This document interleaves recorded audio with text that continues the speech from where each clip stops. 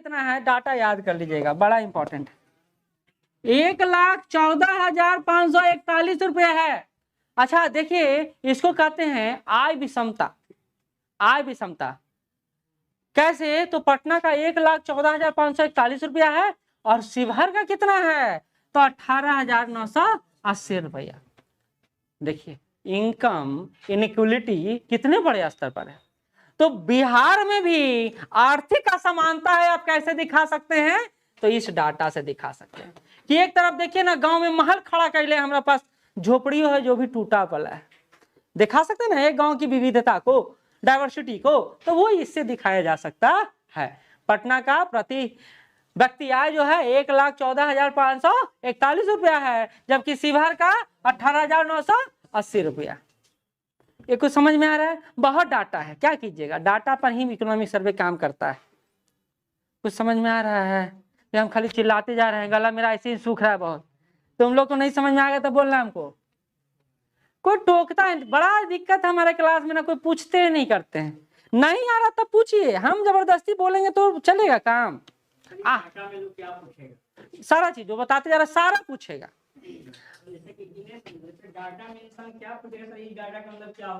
नहीं वो नहीं पूछेगा, ये पूछता है कि प्रति व्यक्ति आपका बिहार का आय कितना है, ये डाटा पूछता है। ये डाटा पूछता है कि प्रति व्यक्ति ऊर्जा कंजप्शन कितना है, जैसे हम लोग 329 बार किलोवाट बोले ना, वो पूछता है। देखिए ना प्रीवियस क्वेश्चन देखिएगा ना, तो वो सारा ये डाटा पूछे हुए, सारा ग्रोथ रेट कितना है अपना, ये भी पूछता है, ये सारा डाटा पूछता है। और ऐसा ऐसा डाटा पूछता है ना छोटा छोटा, कि अगर आप उसको मिस कर गए हैं तो मिस ही कर जाएंगे। तो हर डाटा इंपॉर्टेंट है। हो सकता है इस बार कथन आधारित प्रश्न पूछ ले, वो पूछ दे कि पटना प्रति व्यक्ति और विकास के स्तर पर सबसे प्रथम जिला है, ऐसे पूछ सकता है। उसके स्थान बेगूसराय का स्थान आता है या मुजफ्फरपुर का स्थान आता है, ऐसे करके पूछ दे, और नीचे ऑप्शन फिर दे दे 1 2 1 2 2 3 4 ऐसे करके, देखे ना इस बार कैसा दिया, तो ये पूछ सकता है, कोई बड़ी बात नहीं, कोई बड़ी बात नहीं। ठीक है, आगे बढ़े।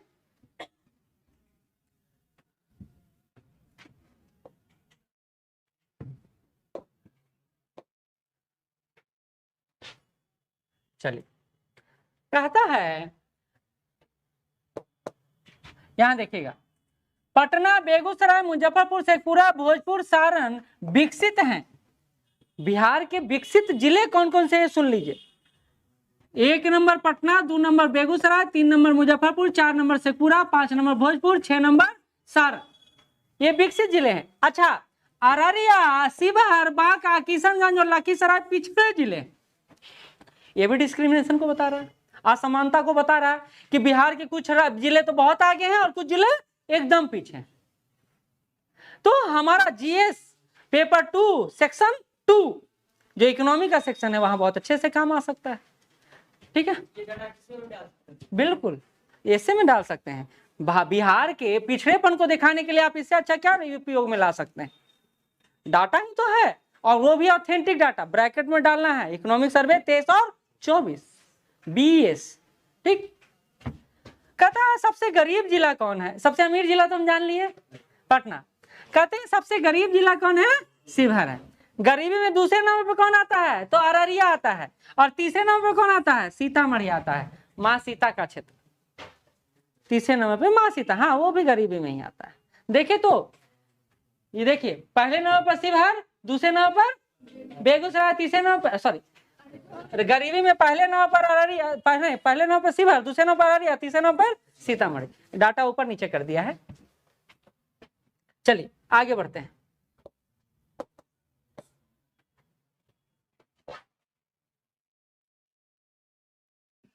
ये आप देखिए बता रहा है, देखिए बिहार का जिला वाइज आप कैसे मूल्यांकन कर सकते हैं, कैसे जिला को समझ सकते हैं। जैसा हमने 2 आधार पर जिला को अभी समझ लिया है, एक तो सबसे अमीर जिला कौन है और सबसे गरीब जिला कौन है। दूसरा आधार हमने देखा कि सबसे ज्यादा पेट्रोलियम प्रोडक्ट कहाँ खपत हो रहा है और सबसे कम कहाँ खपत हो रहा है। अब कह रहा है, हमने बोला कि पैमाना 4 है, पहला है पेट्रोल, दूसरा है डीजल, तीसरा है गैस और चौथा है लघु बचत। तो कहता है जिलों में संपन्नता का पैमाना पेट्रोल, डीजल, LPG की खपत के साथ साथ प्रति व्यक्ति लघु बचत भी है। देखिए क्वेश्चन पूछ सकता है कि बिहार में जो जिले की संपन्नता का मापन किन किन के आधार पर किया जाता है। आपके पूछा गया ना, एक सूचकांक आया जिसमें बोला किस किस कितने मापक हैं उसमें, याद है ना। तो हमको सब कुछ को देखना है यहाँ, इसलिए आपके लिए इंपॉर्टेंट है। तो कहता है कि पेट्रोल की खपत में पटना, मुजफ्फरपुर, पूर्णिया क्रमशः पहले, दूसरे, तीसरे स्थान पर है। वहीं डीजल की खपत में पटना, शेखपुरा और औरंगाबाद पहले, दूसरे और तीसरे स्थान पर है। वहीं सबसे कम पेट्रोल की खपत में बांका, लखीसराय। अब क्या होगा, जो हम इकोनॉमिक सर्वे पढ़ेंगे ना, तो उसमें ऐसे ऐसे बॉक्स बनाया हुआ है, इसमें पेट्रोल लिखा हुआ है, इसमें डीजल लिखा हुआ है, इसमें एलपीजी लिखा हुआ है, और इसमें लघु बचत लिखा हुआ है, और सबसे अमीर और सबसे गरीब, मतलब सबसे ज्यादा सबसे कम करके दिया हुआ। तो वो ब्लॉक आपको याद करने में आसानी होगा। नहीं तो आप इसको भी डिकोड कर सकते हैं अपने स्तर पर, घर में बैठ कर डिकोड करना चाहें तो कर सकते हैं। ठीक, कि सबसे ज्यादा पेट्रोल का खपत कहाँ है, सबसे कम पेट्रोल का खपत कहाँ है, सबसे ज्यादा डीजल का खपत कहाँ है, सबसे कम डीजल का खपत कहाँ है, सबसे ज्यादा लघु बचत कहाँ होता है, सबसे कम लघु बचत कहाँ होता है। तो ये इसके आधार पर जिला का को बांटा गया है यहाँ पर। ठीक है,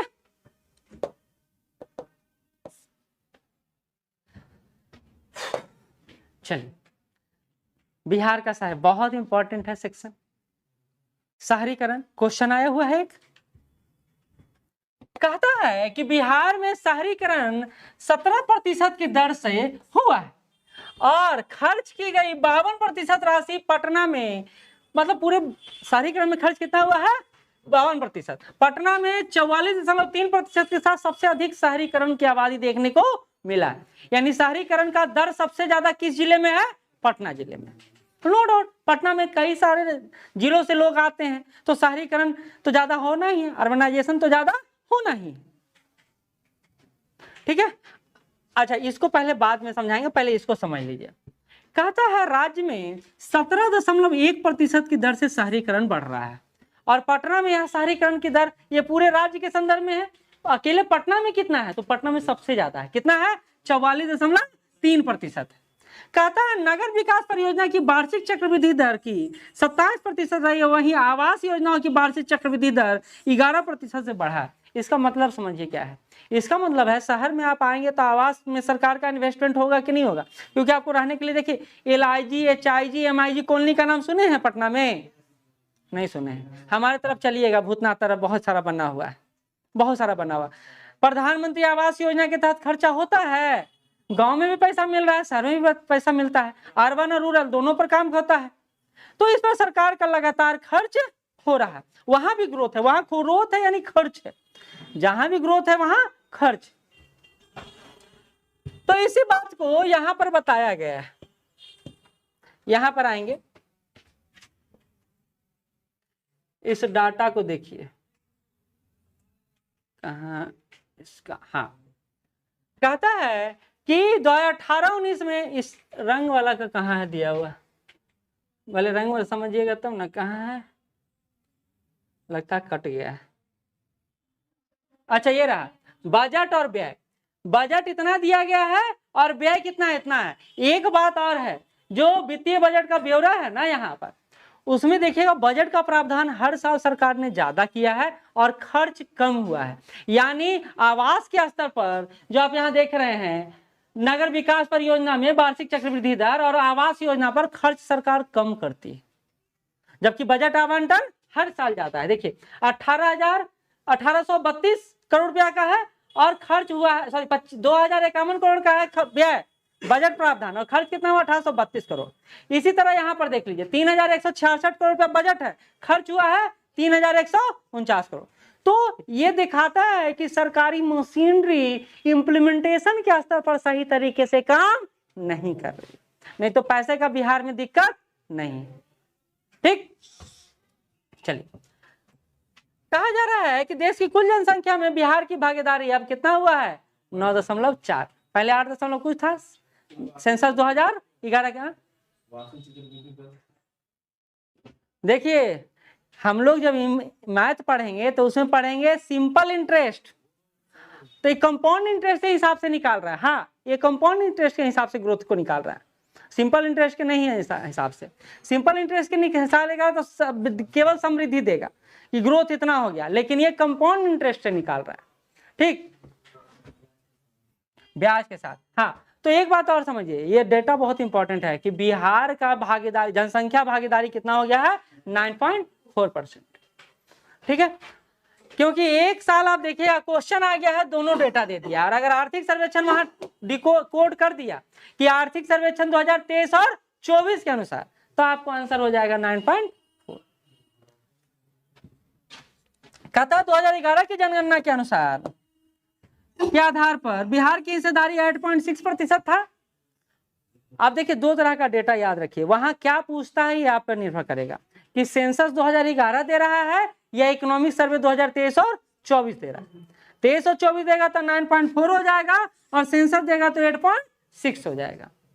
और अगर कुछ भी नहीं दिया, कुछ भी नहीं दिया, पूछ दिया कि भारत में बिहार का जनसंख्या में कितना प्रतिशत है योगदान, तो आप कोई भी डाटा लिखिएगा तो सही होगा। रेफरेंस आप दीजिएगा, बीपीएससी रेफरेंस मांगता है ना, तो इकोनॉमिक सर्वे से बड़ा कोई रेफरेंस हो सकता है? सेंसस का भी रेफरेंस है, तो दोनों डाटा उसको सही करना पड़ेगा या फिर क्वेश्चन कैंसिल करना पड़ेगा, क्योंकि सरकारी डेटा को गलत नहीं कर सकते हैं। तो आपके क्वेश्चन का देने का तरीका बदलना चाहिए। अगर आपको देना है तो सेंसस दे दीजिए या इकोनॉमिक सर्वे कर दीजिए। ठीक है, चलिए आगे बढ़ते हैं। यहां देख लीजिए, ये सर्वाधिक शहरीकरण वाले जिले दिया हुआ है। सबसे ज्यादा कहाँ है? पटना में है, 44.3%। फिर देखिए ये डेटा याद रखिए, क्योंकि आरोही अवरोही पूछा जा सकता है कभी भी कुछ भी। टॉप 5 तो कम से कम याद रखिए, या टॉप 3, पटना, मुंगेर, नालंदा, रोहतास, भागलपुर। तो पटना, मुंगेर, नालंदा में सबसे ज्यादा शहरीकरण है। यद्यपि इसमें भी विविधता है, जहां पटना में 44.3% है ग्रोथ रेट, वहीं मुंगेर में 28.3% है, और वहीं नालंदा में 26.2% है। तो पटना की अपेक्षा तो इन जिलों में शहरीकरण की प्रवृत्ति काफी कम है। नालंदा में क्या नहीं होगा, बिहार शरीफ में लोग नहीं बस रहे हैं, राजगीर में लोग नहीं बस रहे हैं, नालंदे में तो सब है, बिहार शरीफ भी नालंदे में है, वो उससे फर्क नहीं पड़ता है, स्टेशन का काम ही नहीं है। राजगीर का स्टेशन जाइए और बिहार शरीफ का स्टेशन जाइए, क्योंकि मुख्यालय कहाँ है? बिहार शरीफ है। नालंदा तो ऐसे ही है, बंजर टाइप, वहां ज्यादा डेवलपमेंट नहीं है, लेकिन बिहार शरीफ में डेवलपमेंट। इसलिए तो बिहार का स्मार्ट सिटी जब बनाया जा रहा है 4 शहरों को, तो कौन है शामिल? बिहार शरीफ, है ना? ठीक है, आगे बढ़े।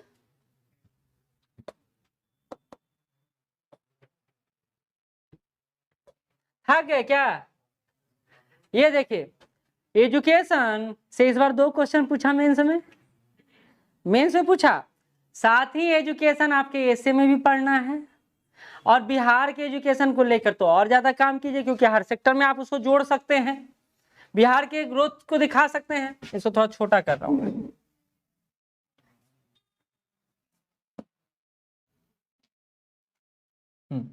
कहता है छात्र और शिक्षक अनुपात सुधरा पर मानक से पीछे।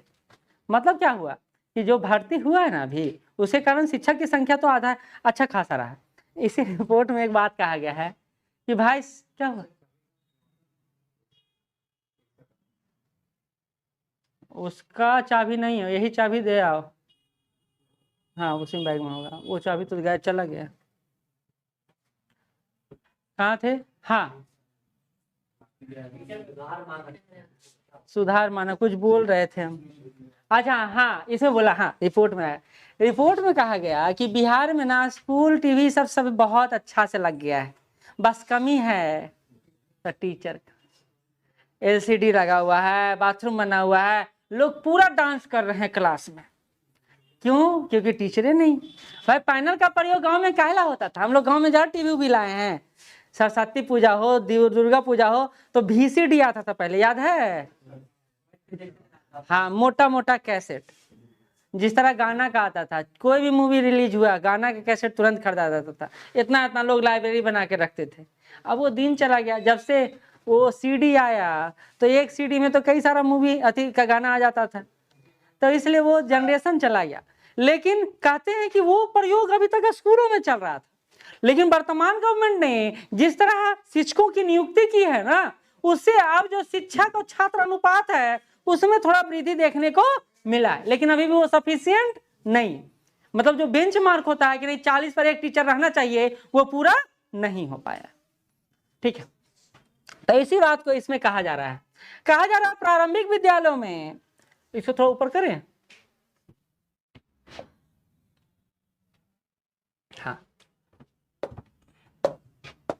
कहता है प्रारंभिक विद्यालयों में छात्र शिक्षक अनुपात के मामलों में सुधार तो रहे हैं, लेकिन माध्यमिक स्तर पर और उच्च माध्यमिक स्तर पर छात्र और शिक्षक अनुपात अभी कम है। क्योंकि याद कीजिए प्राइमरी वैकेंसी बहुत ज्यादा था और सेकेंडरी और टर्सरी उच्च में तो क्या हो गया कि स्टूडेंट ही नहीं मिला, 39 पर लेना पड़ा उनको। अगला बार तो थोड़ा अच्छा स्थिति हुआ, याद है कि नहीं? अच्छा, आपको क्या मतलब है, हम लोग को मतलब है। तो ये अनुपात घटा है। कहा जा रहा है कि प्रावधान है कि 40 बच्चों पर एक शिक्षक होना चाहिए, लेकिन एक शिक्षक अभी तक नहीं हो पाया है, उब रहे हैं उनसे। हम बताते हैं बिल्कुल है, लेकिन अनुपस्थित नहीं। इसलिए तो के पाठक सर ने क्या बोला, याद करिए, बीओ का गाड़ी तोड़ा गया पूर्णिया में की कहा, क्यों तोड़ा गया? क्योंकि बोले 75% अटेंडेंस अनिवार्य है। स्कूल में ना मिड डे मील के नाम पर पूरा पैसा लूटा जा रहा है, लेकिन विद्यार्थी है नहीं, खाली नाम चढ़ा हुआ है। फिर एकाएक जब विद्यार्थियों का हुजूम जुड़ा तो विद्यालय भर गया, न बैठने न खाने न रहने का जगह बचा। तब विद्यार्थियों ने बीओ का शीशा तोड़ दिया, उसने गाड़ी को क्षतिग्रस्त कर दिया। विद्यार्थी हैं लेकिन करप्शन काफी ज्यादा है। विद्यार्थी क्यों जाएगा? देखिए ना, कई सारे विद्यार्थी करप्शन नहीं है सर, विद्यार्थी मतलब जो टीचर है उसमें करप्शन है। आप समझे नहीं, टीचर में करप्शन है या विद्यार्थी नहीं आएगा तो टीचर भी नहीं आएगा, या टीचर नहीं लाना चाहेगा विद्यार्थी को तो विद्यार्थी नहीं आएगा। दोनों के बिना, एक दूसरे के बिना अधूरा ही है। तो विद्यार्थी नहीं आ रहा, टीचर भी नहीं आ रहा, दोनों मगन में है। लेकिन अब तो के पाठक जी के आने के बाद टीचर तो आ रहे हैं क्योंकि बायोमेट्रिक कर दिया गया है, लेकिन विद्यार्थी तो अनुपस्थित है। विद्यार्थी कहाँ जा रहा है? कई सारे विद्यार्थी जो यहाँ छोड़ के पटना छोड़ के भागे हैं, जो ग्रेजुएशन लेवल के आए हुए थे। क्यों? क्योंकि अब उनको 75% अटेंडेंस देना है। तो देखिए हर जगह दिक्कत है। दिक्कत कहेगा शिक्षक है तो शिक्षक की क्यों दिक्कत रहेगा? उसको अभी देखिए रेगुलेट कर दिया गया, हर टीचर पहुंच रहा है टाइम से। हमारे यहाँ के 5 टीचर थे, कोई नहीं है अब। पटना में टीचर नहीं है, चालू हो जाएगा। चलिए आगे बढ़ते हैं, यहीं पर आ जाएंगे। तो कहते हैं शिक्षक और छात्र अनुपात जो है अभी सुधरा है, लेकिन ये कहाँ सुधार नहीं हुआ है? तो माध्यमिक और उच्च माध्यमिक स्तर पर। लेकिन प्राइमरी स्टेज पर अनुपात ठीक हो गया, 60 के अनुपात में एक टीचर है, लेकिन यहाँ स्थिति बहुत खराब है जो उच्च शिक्षा है। कहा जा रहा है शिक्षक अनुपात में 52.3% और वर्ष 2021-20 में यह अनुपात 61.1% था, जिसको अब कितना लाने का प्रयास सरकार कर रही है? 40। कहा जा रहा है 18 जिलों में छात्र शिक्षक अनुपात 42 से लेकर 53% तक दिखाई दिए हैं। यानी एक टीचर पर 42 स्टूडेंट या फिर 53 स्टूडेंट के आसपास दिखाई दिए हैं। अगर ये अनुपात भी सरकार फॉलो करवा पाती है तो हमारे यहाँ शिक्षा का ग्रोथ अच्छा खासा हो सकता है। क्योंकि यहाँ तो देखिए एक टीचर के भरोसे 2-3 हजार क्लास ले रहे हैं लोग, तो क्षमता तो है टीचर में, लेकिन उस क्षमता के अनुसार आपको स्पेस और एनवायरनमेंट भी देना पड़ेगा। क्योंकि बच्चे लोग का ना जिज्ञासा काफी ज्यादा होता है, जिज्ञासा समझते, क्यूरियोसिटी, वो आपसे पूछता बहुत ज्यादा है। तो उसको अगर एक अच्छा अनुपात नहीं देंगे तो वो पूछ नहीं पाएगा और उसका विकास नहीं हो पाएगा। इसी बात को जोर बोला जा रहा है कि राष्ट्रीय मानक को राज्य के 5 जिलों पूरा करते हैं, जिनमें सबसे ऊपर है जहानाबाद। ये बड़ा अच्छा पॉइंट है, पीटी पॉइंट ऑफ व्यू से भी और मेंस पॉइंट ऑफ व्यू से भी। कहते हैं राष्ट्रीय मानक कहता है कि शिक्षा की गुणवत्ता किस लेवल का हो, उसमें सिर्फ एक ही जिला फिट बैठ पा रहा है बिहार का। कौन सा? जहानाबाद। कहा जा रहा है कि एक और पत्थर देख लीजिए, पूर्णिया वो जिला है जहां छात्र शिक्षक अनुपात सबसे बेहतर पोजीशन पे है। कहता है 33 जिलों में छात्र शिक्षक अनुपात का फासला कम हुआ। इनमें 15 ऐसे जिले हैं जहां एक शिक्षक पर 55 से लेकर 70 छात्र तक पढ़ते हैं, लेकिन पूर्णिया जिला सबसे ऊपर है जहां शिक्षक पर 70 बच्चे हैं। यहाँ स्थिति सबसे बेहतर नहीं, एक छात्र पर, एक टीचर पर कितना छात्र है? 7। ये गैप सबसे ज्यादा कहाँ है? पूर्णिया में। कहता है कि पटना जिले में छात्र शिक्षक अनुपात की स्थिति भी खराब है। कितना है? तो एक शिक्षक पर 62 छात्र हैं, 62 कैंडिडेट हैं। और ऐसे में जो टोटल ग्रोथ हो जाना चाहिए विद्यार्थी का, वो ग्रोथ दिखाई नहीं देता है। ठीक, इसको ज्यादा मत करिए।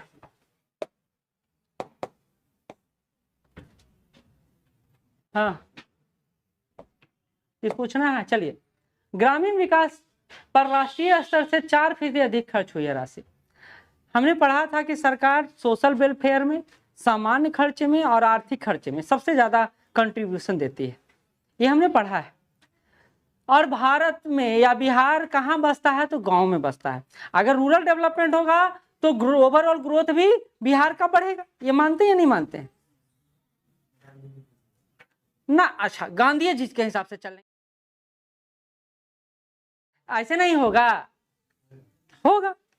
क्योंकि देखिए ना, सबसे ज्यादा जहां संकेंद्रण है, जहां जनसंख्या सबसे ज्यादा है, जहां व्यवसाय सबसे ज्यादा होता है, उस एरिया को आप आगे बढ़ाइएगा तो बिहार आगे नहीं बढ़ेगा? बिल्कुल आगे बढ़ेगा। ये तो देखने का नजरिया है कि आप कैसे क्या काम करते हैं। ठीक, तो कहा जा रहा है वित्तीय वर्ष 2021-22 की अपेक्षा 2022-23 में मनरेगा में 3 लाख कम हुए हैं रोजगार। अच्छा, ये कम काहे हुआ तो पता चला? अभी ऑडिटिंग हुआ मनरेगा का, और हजारों हजार संख्या में डुप्लीकेट मनरेगा कार्ड बना हुआ है जिसको निरस्त किया गया सरकार द्वारा। तो जॉब कार्ड धारक तो कम हुए हैं, लेकिन इसका पॉजिटिव इंपैक्ट ज्यादा पड़ा है। नहीं यार, ये 8 महीने पहले ही तो ये चल रहा था पूरा रिव्यू। मनरेगा कार्ड होल्डर की संख्या इतना ज्यादा था, उसको काट के अब लाया गया है बहुत कम पे, ये चल रहा था। तो कहता है ग्रामीण विकास पर सरकार द्वारा 2022-23 में 15,456 करोड़ रुपया खर्च किया गया, जिसको 2022-23 में मनरेगा के तहत 50.17 लाख परिवारों को रोजगार मिला। इसी के तहत कहा जा रहा है इसमें 56.3% कौन थी? महिलाएं थी। तो महिला भागीदारी मनरेगा प्रोग्राम में ज्यादा है। तो वुमेन एम्पावरमेंट, या कहते हैं ना कि रोजगार के स्तर पर महिलाओं की स्थिति ठीक हुई है, उसके पीछे कारण भी यही है। क्योंकि गांव में सबसे बड़ा दिक्कत क्या पता है? रोजगार का। वहां प्रच्छन्न बेरोजगारी, छिपी हुई बेरोजगारी बहुत ज्यादा दिखाई देता है। लोग को सही तरीके से काम नहीं मिल पा रहा है, और गांव में आपको 10 रुपया भी कमाना है ना तो टेंशन हो जाएगा, क्योंकि वहां तो आप कुछ भी करके नहीं कमा सकते हैं। वहां स्वाभिमान, इज्जत बहुत बड़ा मायने रखता है। और ऐसे में अगर सरकार आपको 100 दिन का कार्य उपलब्ध करवा रही है, महिला के पास पैसा पहुंच रहा है, तो महिला सशक्तिकरण होगा या नहीं होगा? बिल्कुल होगा। एक बार महिलाओं के हाथ में घर की चाबी देकर देख लीजिए कितना घर प्रोग्रेस करता है। अनवांटेड अननेसेसरी खर्च खत्म, सारा नेसेसरी खर्च होगा, जिसमें पाउडर, क्रीम, ये सब सारा रहेगा शामिल। ठीक, चलिए, नहीं अननेसेसरी खर्च वो नहीं करती है। चलिए आगे बढ़ते हैं। तो कहते हैं कुल बजट का, देखिए एक और बात समझ लीजिए। हाँ, तो ऑफिस से क्या करना है? यहाँ बैग में है ना, तो न्यू रिक्शा ला दो, पुराना का नहीं। दे दो ना चाबी, चलने का वही चाबी लगी गया। तुम कितना देर से बता रहे हैं? और क्लास खत्म होने के बाद ये सब बात करो, ठीक है? कोई आए छोड़ दो। हाँ, यहाँ देखिए रूरल डेवलपमेंट में सरकार बजट का कितना प्रतिशत खर्च कर रही है? तो कहा जा रहा है कुल बजट का लगभग 6.5% पैसा जो खर्च हो रहा है वो रूरल डेवलपमेंट में हो रहा है। और यही बात बोला जा रहा है यहाँ पर,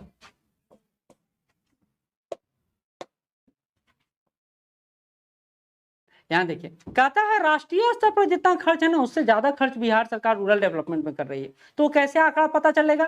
तो ये बात यहाँ दिया हुआ है कि ग्रामीण विकास के लिए राष्ट्रीय स्तर पर 3.45% राशि खर्च हुआ है।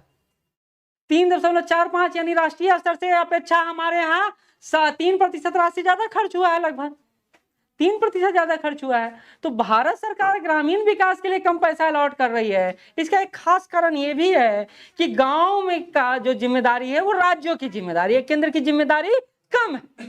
तो ओवरऑल डाटा तो कम दिखाई देता है, लेकिन राज्यों को जो सपोर्ट दिया जाता है उससे रूरल डेवलपमेंट सरकार करती है, और उसमें बिहार भी है। ठीक है। अच्छा, जीविका का नाम नहीं आए तो प्रोग्राम अधूरा रह जाता है बिहार में, जीविका दीदी का। ठीक है, कहता है कि 34,000 करोड़ रुपया ऋण बांटा गया है जीविका के माध्यम से। और ये देखिए जो कहते हैं ना समावेशी विकास, इंक्लूसिव ग्रोथ, का एक बड़ा माध्यम जीविका होते चली जा रही है। गांव में भी जीविका दीदी ही मास्टर के प्रोन्नति का कारण बनती है, क्योंकि वही अब सरकार को रिपोर्ट भेजने में एक उनका भी योगदान लिया जा रहा है कि सरकारी मशीनरी, सरकारी टीचर कैसे काम कर रहे हैं, इसका भी रिपोर्ट आप हमको सौंपे। गांव के जितने भी अधिकतर काम हैं या तो आंगनबाड़ी दीदी या जीविका दीदी, इन्हीं दोनों माध्यमों से करवाया जा रहा है। आंगनबाड़ी जानते हैं? काम किए हैं? घर में काम करते ही हो कोई ना कोई, या आसपास कोई ना कोई काम करते ही होंगे।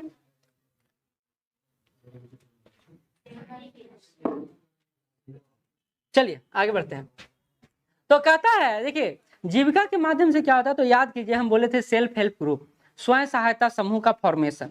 और स्वयं सहायता समूह को ऋण बहुत जल्दी दिया जाता है। इसका कारण है क्योंकि हमने पढ़ा था, रिपोर्ट बताता है कि 98.3% जो है पैसा रिफंड हो जाता है, यानी बैंक जो पैसा देती है उसको लौट जाता है। जब आंकड़ा प्रतिशत इतना अच्छा हो तो कोई बैंक लोन देना चाहेगा इनको। और इसी कारण से स्वयं सहायता समूह के माध्यम से 2023 तक 10.47 लाख स्वयं सहायता समूहों का गठन किया जा चुका है और उसी से 34,000 करोड़ रुपए का ऋण बांटा जा चुका है। तो इतना बड़ा आंकड़ा है जो गांव के स्तर पर काम कर रही है। और एक बात बताइए, गांव में खर्च ज्यादा नहीं है। अगर थोड़ा सा भी पैसा आपको मिल जाता है 1-2 लाख, तो आप छोटा सा इन्वेस्टमेंट करके कोई भी काम शुरू कर सकते हैं। वहां बहुत ज्यादा खर्च नहीं है। शहर में क्या है ना प्रॉब्लम कि यहाँ जमीन चाहिए, फिर मशीनरी चाहिए, फिर लेबर फोर्स चाहिए, लेकिन गांव में ये सारी सुविधाएं उपलब्ध है। वहां तो बस आपको काम करने का जुनून होना चाहिए, हुनर होना चाहिए। कि भूमि तो सब अपना रहता है ना, अपने भूमि पर खोल देते हैं। वहां जितना भी तालाब गांव में देखे बना है नया नया, किसके भूमि पर बना है? अपनी भूमि पर बना है। तालाब का बहुत ज्यादा जोर पकड़े हुए है क्योंकि मछली आराम से बिक रहा है और मत्स्य उत्पादन में हमारा योगदान भी बढ़ गया है, 4था पोजीशन पर हम लोग आ गए। ठीक है, मनरेगा के माध्यम से तालाबों को जो भी पहले से खराब हो चुका है, कुआं को, सबको मरम्मत करवाया जा रहा है। मनरेगा का योगदान भी बहुत ज्यादा है। देखिए गांव में या शहरों में तालाब होता है, वो तालाब का मरम्मत भी कराया जा रहा है मनरेगा के माध्यम से। चलिए आगे बढ़ते हैं। ये बात देखिए, ड्रॉप आउट किसको कहते हैं? छीजन दर, हिंदी में इसका नाम है छीजन दर, ड्रॉप आउट को। हम ये मानते हैं कि अगर प्राइमरी से सेकेंडरी और सेकेंडरी से टर्सरी तक यानी उच्च शिक्षा तक जाते जाते ड्रॉप आउट सबसे ज्यादा होता है भारत में, क्योंकि बच्चा में तो सबको पढ़ाने के लिए भेज दिया जाता है, मिड डे मील के बहाने या फिर पोशाक के बहाने, पैसा के बहाने, खेल के बहाने, और टेंशन भी बहुत देता है बच्चा, तो जाओ तुम स्कूल ले जाओ, क्योंकि गांव में तो वो मोबाइल हाथ में देके छोड़ नहीं देंगे कि तुम गेम खेलते रहो। लेकिन सरकार की उपलब्धि रही है कि प्रति यानी प्राथमिक से उच्च माध्यमिक तक जाते जाते अभी ड्रॉप आउट रेट बहुत कम हुआ है। ये सरकार अपनी उपलब्धि इसको बता रही है, और ये किसके माध्यम से बता रही है? इकोनॉमिक सर्वे के माध्यम से बता रही है। देखिए क्या कहता है, कहता राज्य के सारे बच्चे हासिल कर रहे हैं प्राथमिक शिक्षा, बीच में कोई नहीं छोड़ रहा है स्कूल, एकदम क्लियर भाषा में। उच्च प्राथमिक और उच्च प्राथमिक और माध्यमिक स्तर पर लड़कियों के स्कूल छोड़ने की दर भी आई है भारी कमी। कमी के पीछे कारण है, आजकल देख रहे होंगे जब सिविल सर्विसेज का एग्जाम होता है और लड़कियां जब आगे निकलती है तो एक लड़की आगे नहीं निकलती है, उसके पीछे ना पूरे बाप माए का उम्मीद निकल जाता है आगे कि हमरो बेटी आप तो बनवे करेगी। काहे कि आरक्षण भी है, व्यवस्था भी सरकार दे रही है, तो सुविधा हम अगर देंगे तो आगे निकल जाएंगे। और इसलिए जो बच्चों पहले लड़कों पर था वो अब शिफ्ट हो गया, लड़कियों पर आ गया, क्योंकि बेटा कंट्रोल में नहीं होता, बेटी कंट्रोल में होती। ये देखो हंस रहे हैं तीनों, हम तीनों कंट्रोल में नहीं है, कहा है अभी तक तो है जब तक पैसा का जरूरत है, लेकिन जिस दिन पैसा कमाने लगे कंट्रोल से बाहर चले जाइए। चलिए आगे बढ़ते हैं। तुरंत अपने से मत जोड़िए। देखिए देश में, राज्य में बहुत सारे ऐसे लोग, अभी तो सुन रहे थे हम, कल ही बोला था कि छोड़ा 10th का एग्जाम देवे ना गए, काहे भाई तो पी के सुतल है। ये स्वरूप है गांव में, है। ड्रग्स बहुत तेजी से फैल रहा है, बहुत तेजी से। और लड़के ना ये ब्राउन शुगर, ये सूखा जो होता है एडिक्शन ड्रग्स, वो सब लेते बहुत ज्यादा है। और वो फ्री में आजकल सस्ता में मिल जाता है, क्या कहते हैं उसको, हाँ गांजा, वो सब ले नहीं, सीरियसली इस पर बात क्यों नहीं करिएगा? ये रियल प्रॉब्लम है इंडिया का। पंजाब हरियाणा नशे के लत में डूब गया है, पूरा युवा आबादी बर्बाद हो गया है, और ये हमारे यहाँ, और खास करके जो गरीब बच्चे हैं ना, उनमें ये लत और ज्यादा देखने को मिलता है। कमाते हैं भैया, बाल रगन बिगन के दम करेंगे, मुंह पर एकदम ऐसे पॉलिश करेंगे, लगता है हीरो वही हो रहे हैं, और पूरा गांजा जहां मुंह खोलेंगे तो या तो शिखर गुटखा या फिर गांजा उंजा का स्वाद तुरंत दिखाई देगा। ये प्रॉब्लम है हमारे यहाँ, ये सोशल इशू है बहुत बड़ा। खैर, तो यहाँ आते हैं, तो कहते हैं 14,301.15 करोड़ रुपए का शिक्षा पर सरकार व्यय कर रही है, और लगातार 7 वर्षों से बिहार सरकार सबसे ज्यादा जो इन्वेस्टमेंट कर रही है वो एजुकेशन पे कर रही है। इसलिए एजुकेशन पर सरकार का जोर बहुत ज्यादा, और अभी जितना भी टीचर का भर्ती हुआ है वो एजुकेशनल एरिया को डेवलप करने के उद्देश्य से ही किया गया है। कहते हैं कि 43,699.54 करोड़ रुपया शिक्षा पर व्यय किया गया है 22-23 में। 12-13 की अपेक्षा 22-23 में 43,699.54 करोड़ रुपया खर्च किया गया। ठीक, और ये आर्थिक समीक्षा कौन पढ़ रहे हैं? तो दोनों डिप्टी सीएम पढ़ रहे हैं। पता ही है कौन है ये? विजय सिन्हा और सम्राट चौधरी। सम्राट चौधरी तो अपने आप को फेमस कर लिए मुरेठा बांध के। नहीं खोलेंगे अभी तो क्या दिक्कत है? लालू प्रसाद जी खुश हैं कि बांध ले रहो भाई, नीतीश जी को टेंशन होते रहेगा। चलिए आगे बढ़ते हैं। कहता है, सुनिए आप, पटना, पूर्वी चंपारण और गया में सबसे अधिक स्कूल खोले गए। ये रिपोर्ट देख लीजिए। कहता, ताजा सर्वेक्षण बताता है कि 2022-23 में विद्यालयों की संख्या के लिहाज से सर्वोत्तम प्रदर्शन करने वाले 3 जिले कौन कौन से हैं? पटना है, पूर्वी चंपारण और गया। स्कूल अगर यहाँ खुला तो एक बात और नोटिस कीजिएगा, ये और ये बैकवर्ड स्टेट डिस्ट्रिक्ट में आता है गया, खास करके यहाँ आदिवासी लोग भी रहते हैं और जनजाति शेड्यूल ट्राइब्स और शेड्यूल कास्ट के लोग भी ज्यादा रहते हैं, और आतंकवादी नक्सलवादी गतिविधियां, यहाँ आतंकवादी नक्सलवादी गतिविधियों में भी गया का नाम आता है। पता है नहीं, जहानाबाद अब नहीं है, गया डिस्ट्रिक्ट। तो कहता है पटना जिले में स्कूलों की संख्या 3,706। ये देख लीजिएगा आप, ये हमारे काम का नहीं है, वो हमारे काम का। ठीक है, आते हैं यहाँ। राज्य का आर्थिक आकार 3 गुना बढ़ गया है। आर्थिक आकार बढ़ने का मतलब क्या हुआ? वर्तमान मूल्य पर और कांस्टेंट प्राइस, स्थिर मूल्य पर हमारा आकार पिछले आकार की अपेक्षा बढ़ा हुआ है।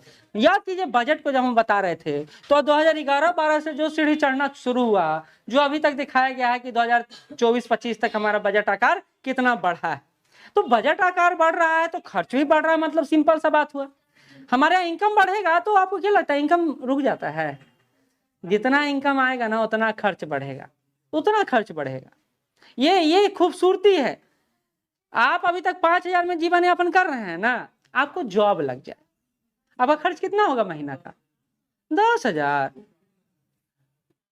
वो बढ़ जाएगा ऑटोमेटिक, उसे लग्जरियस लाइफ जीने लगेगा आप, सामान्य जिंदगी आप। और देखिएगा आपके जीवन का तरीका, रहने का तरीका जो बदलेगा, उसमें बहुत सारी भिन्नताएं जो कल तक नहीं सोचते थे वो शामिल हो जाएगा। तो इनकम बढ़ रहा है तो खर्च भी बढ़ेगा, ये बात दोनों समानुपाती है, एक दूसरे के साथ चलता है। ठीक, तो कहते हैं राज्य का आर्थिक आकार 3 गुना बढ़ा है। कैसे बढ़ा है? तो बता रहा है कि आर्थिक सर्वेक्षण किसी भी राज्य के और देश की अर्थव्यवस्था की गतिविधियों को बताता है। एक और बात इंपॉर्टेंट बताना नहीं भूल गए, ये कितना आर्थिक सर्वेक्षण है इस बार? 18 में। बहुत अच्छा क्वेश्चन आया हुआ है बीपीएससी में कि बिहार का पहला आर्थिक सर्वेक्षण कब लाया गया था? 2005-6 में। किसने लाया था? सुशील कुमार मोदी जी ने, जिनको अब सबसे हाशिए पर ढकेल दिया गया है, सब लिख रही है। ठीक, तो क्वेश्चन तो ऐसे ही देता है। कहता है कि ये दस्तावेज जो है, आर्थिक समीक्षा का दस्तावेज है, ये राज्य की क्षेत्रवार,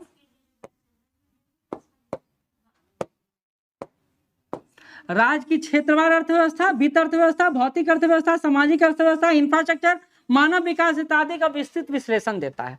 और इसी में यह रिपोर्ट 2006-7 से हर साल पेश कर रही है।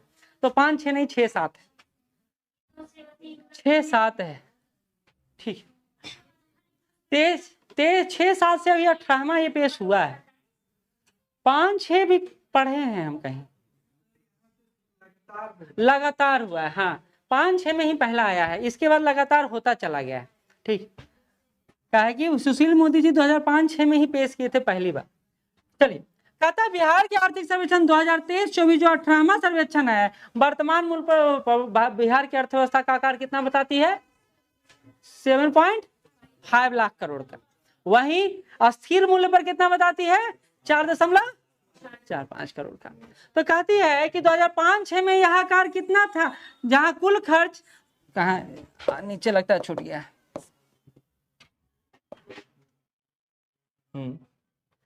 कहता है कि 2013-23 तक राज्य की आर्थिक आकार 2.28 लाख करोड़ रुपए बढ़कर करीब 3 गुना 7.51 लाख करोड़ रुपए का हो गया है। पहले कितना आकार था 2013 में? 2.28 लाख करोड़ का, जो अभी कितना है? 7.51 लाख करोड़ का। तो यह आकार काफी बढ़ा है, ये बताया जा रहा है। यहाँ पर कहा जा रहा है इसी तरह कि बिहार का आर्थिक विकास दर राष्ट्रीय विकास दर की अपेक्षा से 3.4% अधिक आंका गया है। 7.24 है, और आप देखिए स्थिर मूल्य पर 10 कुछ था। तो हमारे यहाँ ग्रोथ रेट भारत की अपेक्षा हमेशा से अच्छा रहा है, और बिहार पिछले 10-12 वर्षों में लगातार ग्रोथ रेट के मामले में टॉप 3 टॉप 5 पे अपना स्थान बनाए हुए, और इस बार तो प्रथम ही है हम, इस बार तो प्रथम। मधु पानी भेजवाओ ना। ठीक है, कह रहा सिर्फ बजट आकार नहीं बढ़ा है, शिक्षा पर, स्वास्थ्य पर और जीवन स्तर को बढ़ाए रखने पर सरकार का फोकस भी बढ़ा है।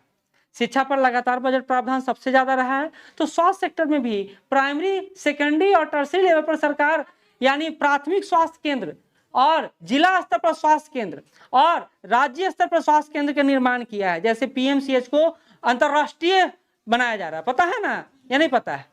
इसी तरह आईजीएमएस को अंतरराष्ट्रीय बनाया जा रहा है। एम्स हमारे यहाँ आ गया है, अभी दूसरा एम्स खुलने की बात हो रही है। तो राज्य सरकार लगातार स्वास्थ्य के स्तर पर काम करने में लगी हुई है।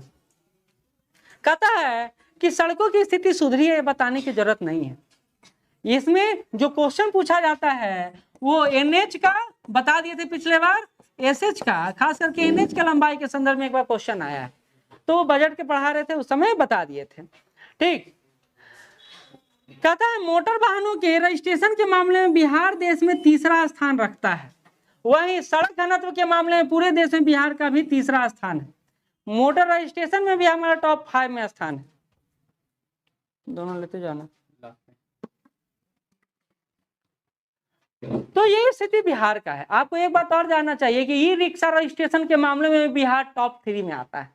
ई रिक्शा हमारा कितना ज्यादा है, हर व्यक्ति ई रिक्शा खरीद लिया है, और सबसे अच्छा साधन है। चार्ज करो और पेट्रोल और डीजल बचाओ। नहीं तो पेट्रोल और डीजल बचाने कितना भरवाना पड़ता था, जाने में अगर जाम लग गया तो कितना ज्यादा कष्ट होता है, उसको कहला दे दिया है। ठीक है,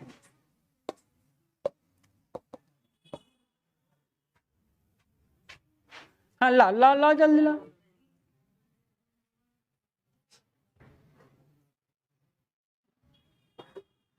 जानते हो ना, श्रम बाल श्रम में फंसवा दोगे तुम हम लोग को।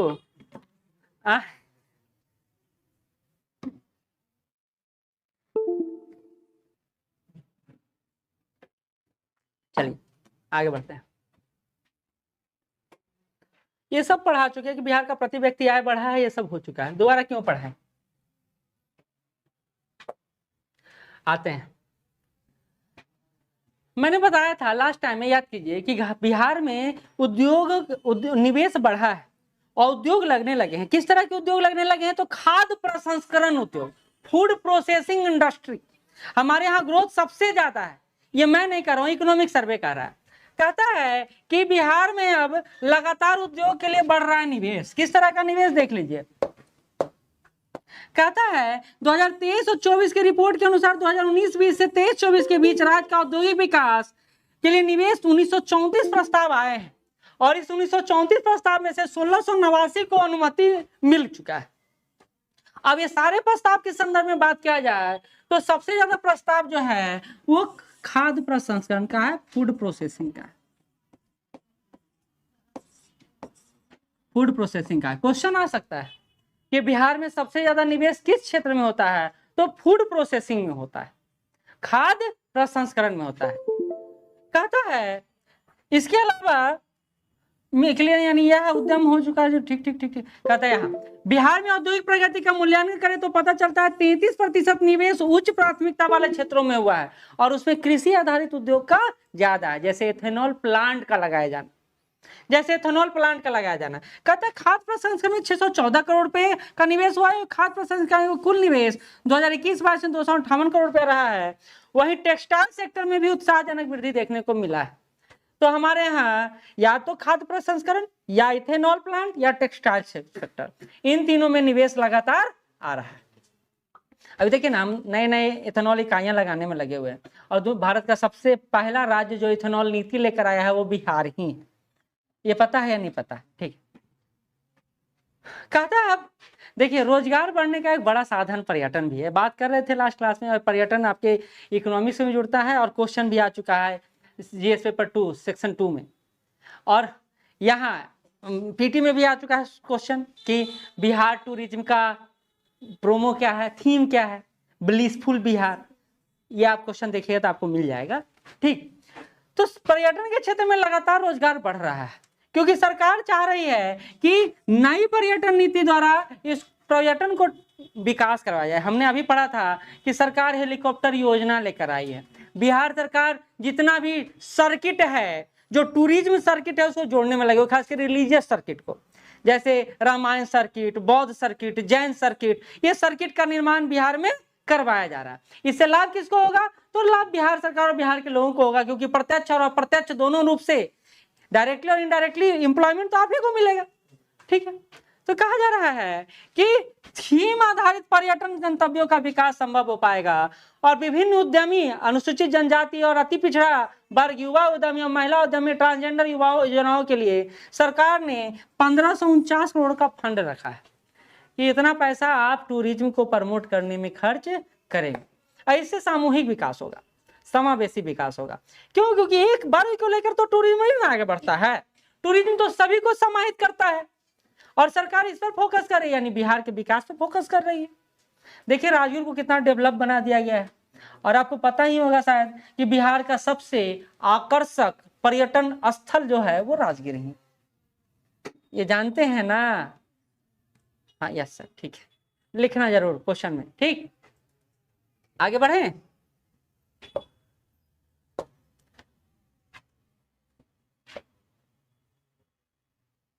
चलिए, बोला जाता है बिहार में क्या है, तो बिहार में या तो कृषि है या बिहार के लोग हैं, यानी या तो ह्यूमन रिसोर्स है या एग्रीकल्चर रिसोर्स है ना, कि वो भी नहीं है? नहीं, आपको अपने ऊपर डाउट हो सकता है। व्यक्ति सबसे ज्यादा किससे दुखी रहता है कि हमरा ये न मिल रहा है, वो न मिल रहा है, वो न मिल रहा है, सब उसको चाहिए होता है। आपको सब मिल गया है तो हम लोग को दान दे दीजिएगा थोड़ा थोड़ा, मोक्ष मिल जाएगा तब तो सबसे ज्यादा खुश रहिएगा। मोक्ष चाहिए क्या? नहीं नहीं।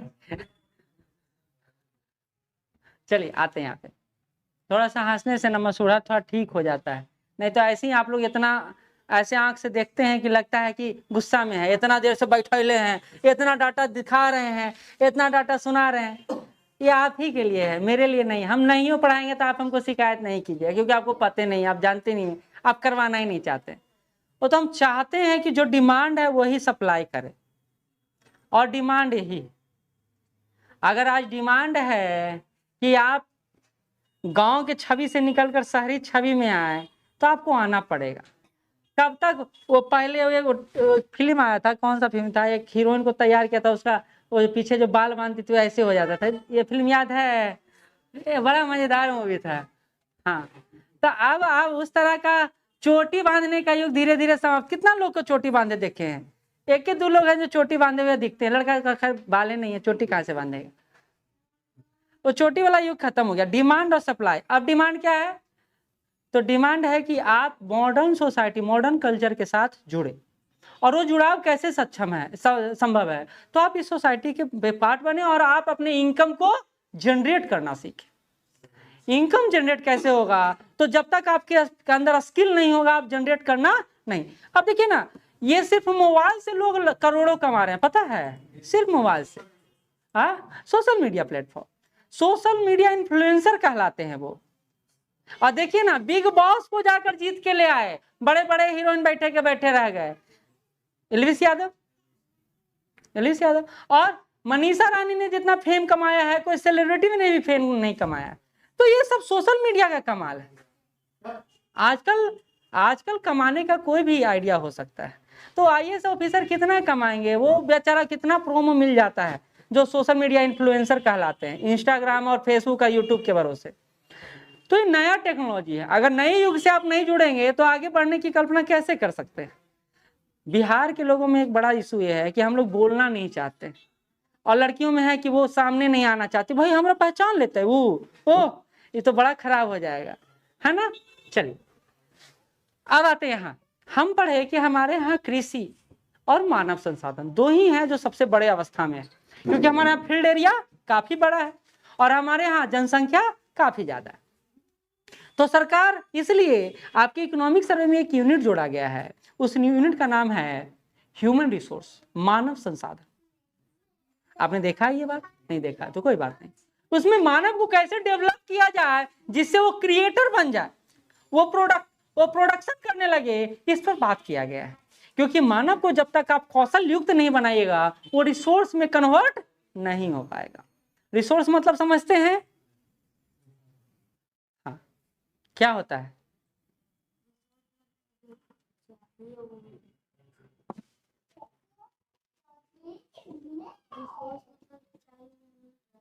जो चाहिए वो मिल रहा है, रिसोर्स का लाएगा। बहुत अच्छा। पूजा,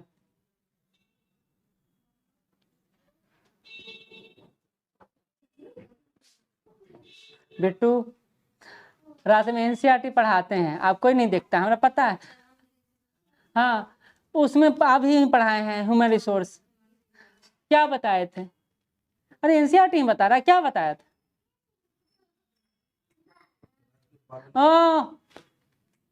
जिनका चेहरा लाल लाल है उनसे पूछेंगे। बताइए पीला, आपका नाम क्या है? नहीं जानते हैं? काला, मेरा काला टी शर्ट नहीं पहनना, ये बात समझ लीजिए। हमारे पास ही ना इतना सारा टी शर्ट रखा हुआ है, मेरा रूम भरा पड़ा है, लेकिन हम पहनते नहीं हैं। एक सिविल एस्पिरेंट और सिविल सर्वेंट तैयारी करने वाला टीचर कभी गोल गला नहीं पहनता, आप किसी को नहीं देखिएगा, हमेशा कॉलर वाला देखिएगा। टी शर्ट पहनेगा लेकिन कॉलर वाला पहनेगा। ये उनको बोला था छपड़ी लोग बोला जाता है ना, उस तरह का बिहेवियर ये कि हाँ, आप टी शर्ट नहीं पहन सकते हैं। सिविल का मतलब होता है जिससे आप सब सिर्फ कहे नहीं जाए, दिखें। बात समझ में आया? इसलिए आप किसी ऑफिसर को 1 पीस 2 पीस में देखिएगा, जल्दी नहीं देखिएगा। फिर से ऑफिसर बोले, पर्सनल लाइफ नहीं बोले। पर्सनल लाइफ अलग होता है, ऑफिसर लाइफ अलग होता है। हाँ, पर्सनल लाइफ है, तो ये पर्सनल है, ले गए। नहीं, आपका नहीं चल रहा है, आप अभी तक उस फेज से नहीं उठे, मतलब उठिए वहां से। आलोक बताइए, राहुल बताइएगा।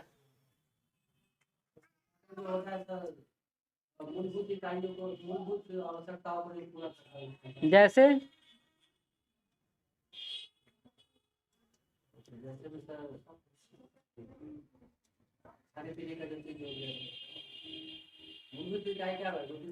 कौन कहलाएगा संसाधन? तो मानव दो तरह का संसाधन होता है, नेचुरल होता है, मानव मेड होता है। ठीक है, नेचुरल जो हम लोग प्राकृतिक से मिल जाता है। ठीक है, मानव मेड को हम लोग अपने से तैयार करते हैं। ठीक है, बहुत अच्छा। संसाधन वो जो आपकी आवश्यकताओं को पूरा करे, सिंपल मतलब है। और वो आवश्यकताओं को पूरा करने वाला व्यक्ति कोई भी होगा। तो हम बोले थे शाहरुख खान भी एक रिसोर्स है, अमिताभ बच्चन भी एक रिसोर्स है, तेंदुलकर भी एक रिसोर्स है, माही भी एक रिसोर्स है। क्यों? क्योंकि वो आपकी आवश्यकताओं को पूरा कर रहे हैं। तो आपके दिमाग में आएगा सर कहाँ क्रिकेट देखते हैं, मनोरंजन, ये आपकी आवश्यकता है। इंटरटेनमेंट, गाना, ये आपकी आवश्यकता है जिसको पूरा किया जाता है उनके द्वारा। तो ह्यूमन क्या है? तो एज ए रिसोर्स काम करता है ह्यूमन हमेशा। आप किस लिए तैयारी कर रहे हैं? रिसोर्स बनने के लिए तैयारी कर रहे हैं। ठीक है, आगे बढ़ते हैं। तो कहाँ थे? पशुधन और मत्स्य क्षेत्र। बताया कि बिहार में पशु गणना जब हुआ तो बिहार में पशुओं की संख्या काफी ज्यादा है, और हमारे यहाँ दो ही तरह का तो उद्योग है, एक है दूध उद्योग और दूसरा है ईख उद्योग। ये उद्योग नहीं, मत्स्य पालन उद्योग का दर्जा इसको नहीं मिला हुआ है, ये क्षेत्र है, मत्स्य क्षेत्र कहेंगे। तो हमारे यहाँ जो दूध उद्योग है किस पर निर्भर करता है? पशुपालन पे। जितना ज्यादा पशु होगा, दूध देने वाला पशु, गांव में देखिएगा ना 10 को गाय रख ले जिसमें 3-4 गो दूध देता है, बाकी सब ऐसे ही रखल है, सीजनल दूध आता है उसमें फिर चला जाता है। गाँव में भी गाय में भी प्रॉब्लम होता है ना। तो कहते हैं कि हमारे यहाँ पशुधन और मत्स्य संसाधन के क्षेत्र में 8.6% का ग्रोथ हुआ है। अगर 8.6% का ग्रोथ है तो ये भारत के ग्रोथ से ज्यादा है, एग्रीकल्चर सेक्टर के ग्रोथ से ज्यादा है, क्योंकि ये तो सहायक क्षेत्र है ना। जो ये पशुधन है या फिर मत्स्य पालन, ये सहायक क्षेत्र में आता है, कृषि के सहायक क्षेत्र में आता है। कहता है 2023-24 की रिपोर्ट में यह बात कहा गया है, और कहा गया है कि 2003 से 2019 के बीच बिहार में विभिन्न प्रजाति के पशुओं की संख्या में काफी बदलाव आया है, और यह संख्या 35.5% तक बढ़ा है। और वैसे पशु जो दूध देते हैं उनकी संख्या लगातार बढ़ा है। और हमारे यहाँ दूध देने वाले पशु कौन है? तो बैल हैं, भैंस हैं, हाँ गाय है, भैंस और बकरी है। नहीं, बहुत सारे कंफ्यूजन, मेल खा लेते हैं ऐसे ही। हाँ तो ठीक है। कहते हैं कि हमारे यहाँ खाद्य उत्पादन भी 4.8% की दर से बढ़ा है, यानी खाद्य उत्पादन क्षमता भी हमारे यहाँ इंक्रीज हुआ है। और कहते हैं कि 2021 में खाद्यान्न उत्पादन जहां 179.4 लाख टन था, ये डाटा बहुत याद कीजिएगा, कृषि में आपका यही डाटा काम करेगा। वहीं और पीटी में भी पूछा जा सकता है, 22 में बढ़कर 197.4 लाख टन हो गया है। ये डाटा इंपॉर्टेंट है आपके लिए कि हमारे यहाँ उत्पादन लगातार बढ़ा है, और आज यह कितना हो गया? 197.4 लाख टन हो गया है। कहता है यह उत्पादन लगातार परस्पर रूप से बढ़ा है। ये डाटा आपके लिए इंपॉर्टेंट है, पेटी में सबके हिसाब से। ठीक है, आगे बढ़े।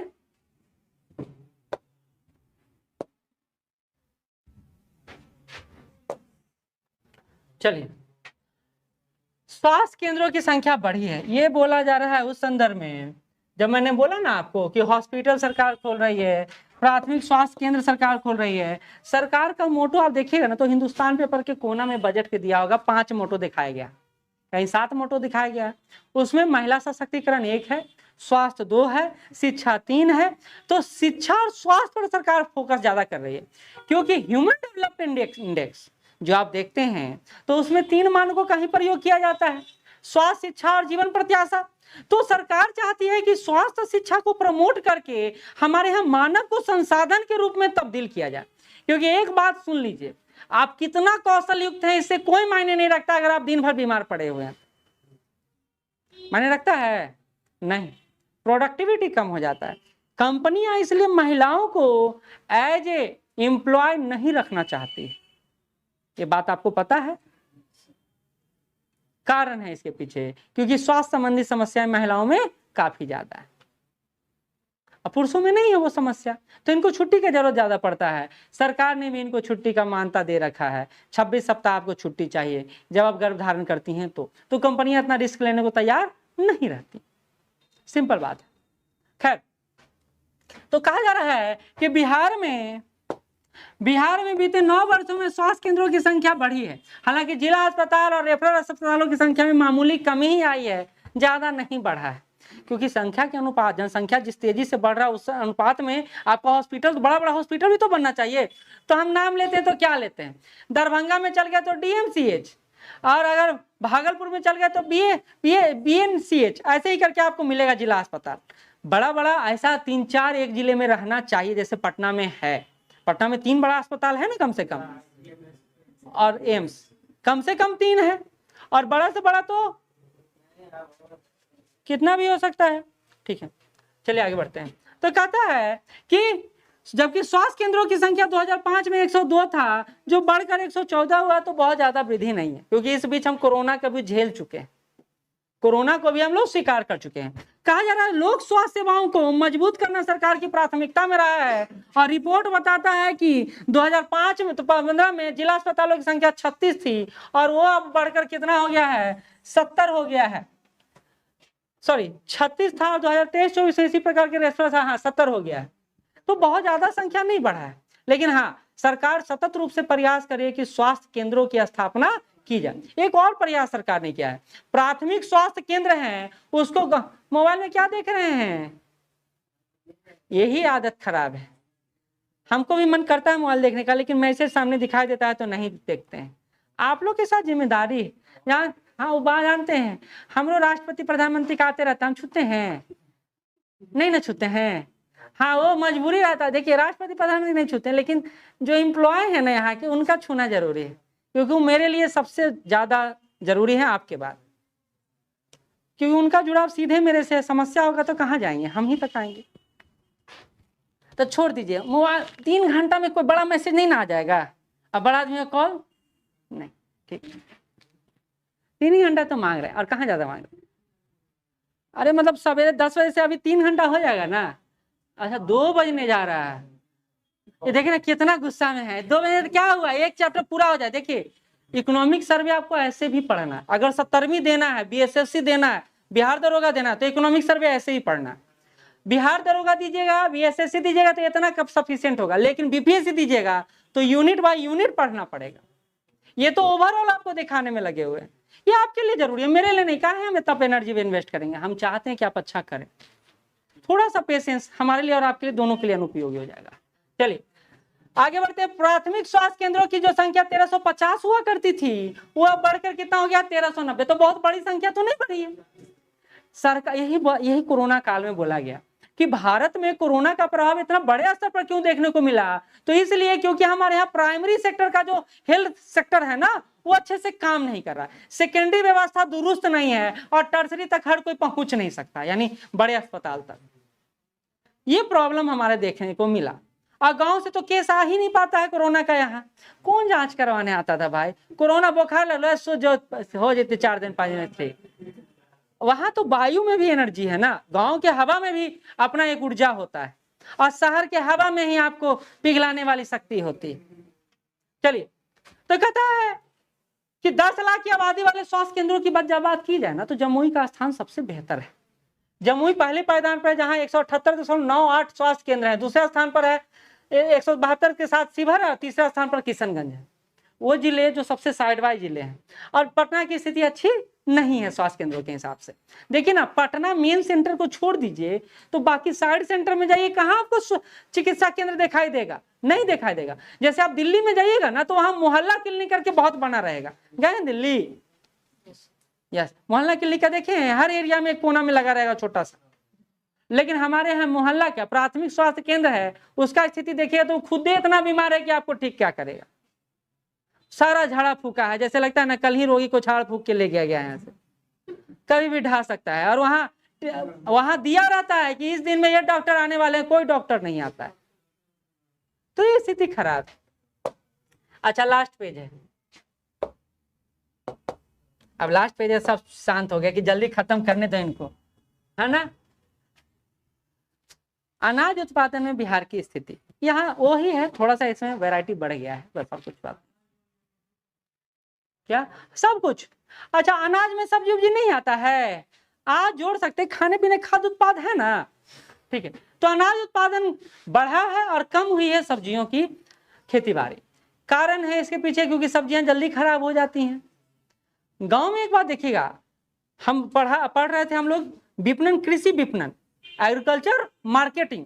प्रॉब्लम क्या था, रॉ मटेरियल जितना कच्चा है ना, उसको बाजार तक पहुंचने में वो खराब हो जाता है। और गांव के लोगों के साथ एक कमी है कि वो जब तक पकता नहीं और अच्छा होता नहीं, वो बेचते नहीं, वो ईमानदारी बरतते हैं, और ईमानदारी से आज काम होता नहीं। जितना भी पपीता आप खाते हैं, आम खाते हैं, अंगूर खाते हैं, सारा कच्चा वहां से निकलता है, सारा कच्चा, और रास्ते में पकता है या पटना आके पकता है का, और वो पकता है कृत्रिम विधि से, और वो आपके स्वास्थ्य के लिए उतना ही हानिकारक होता है। इसलिए बोला जाता है जो पहला जो आम आता है ना मार्केट में, वो मत खाइए। अगर खाना भी है तो उसको पानी में डाल के 3-4 घंटा बाद खाइए। लेकिन हम इतना करेंगे, इतना सब्र है हमें नहीं।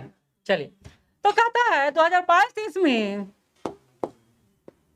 कुल खाद्यान्न उत्पादन में 4.8% की वृद्धि हुई है और 2021-22 की खाद्यान्न उत्पादन 179.5 लाख टन रहा है, जो इस बार कितना हो गया अभी पढ़ा दिया 197.4 लाख टन। कहता है अनाज उत्पादन में 17.5 लाख टन की बढ़ोतरी तो हुई है, यहां तक तो ठीक है। धान में भी 3.5% का बढ़ोतरी हुआ है और धान की उत्पादकता यानी चावल की उत्पादकता भी बढ़ी है। ये बहुत पॉजिटिव इंपैक्ट है। और नालंदा जिला में तो कई सारा कीर्तिमान रच दिया है सब्जी उत्पादन और ये धान उत्पादन में। लेकिन कहता है कि केला की वार्षिक चक्रवृद्धि दर 12.5% बढ़ा है, लेकिन मखाना का गिरावट हुआ है। मखाना का हमारे यहाँ वृद्धि नहीं हुआ। क्यों? क्योंकि -0.7% का वृद्धि है, जो निगेटिव ग्रोथ को दिखा रहा है। ठीक, साथ ही कहता तरबूज के उत्पादन में 10.8% का बढ़ोतरी हुआ है। वहीं आम का उत्पादन सबसे अच्छा रहा है, 1550 MT हुआ है, मेट्रिक टन हुआ है।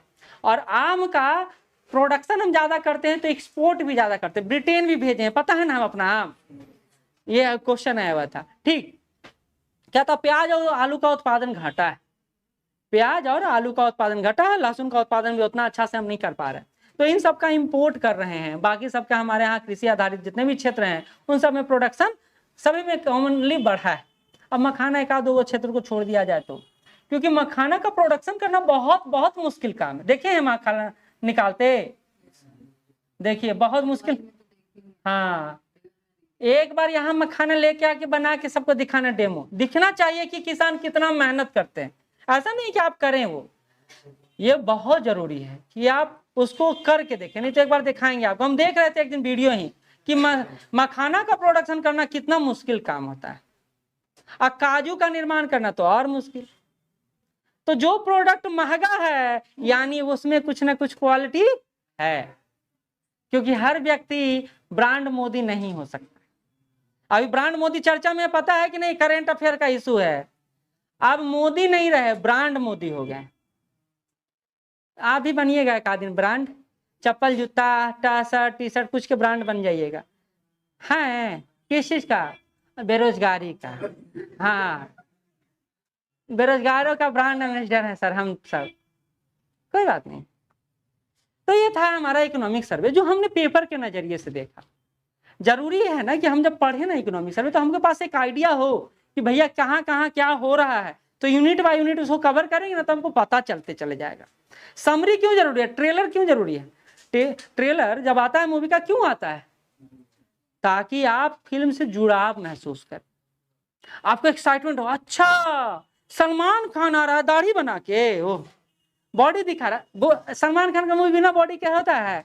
अब बुढ़ापा वाला बॉडी दिखाते हैं, सुना जाता है कि लगाते हैं ऊपर से, लेकिन तब भी चलता है ना। हाँ, आपका तो बॉडी बाद ही में आया, हमारा भी बाद ही में आया है। ठीक, हाँ ठीक ठीक ठीक ठीक, आप ज्यादा नहीं। चलिए, हो गया, अटेंडेंस हुआ है।